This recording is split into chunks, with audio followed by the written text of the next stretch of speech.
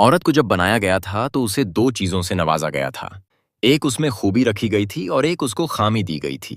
खूबी उसमें ये रखी गई कि उसे हसीन बनाया गया था ताकि मर्द उससे मोहब्बत कर सके, और खामी उसमें ये रखी गई थी कि उसे बेवकूफ बनाया गया था ताकि वो भी मर्द से मोहब्बत कर सके। और इसी मोहब्बत की बुनियाद पर वो हर दर्द, हर कुर्बानी को हंसते हुए कबूल कर लेती है। उसे धोखा भी मिलता है तो वफा की उम्मीद में, वो टूटी भी होती है तो दुआओं में उसी का नाम लेती है, क्योंकि उसकी फितरत में मोहब्बत बसाई गई है और उसी मोहब्बत में वो खुद को मिटा देना भी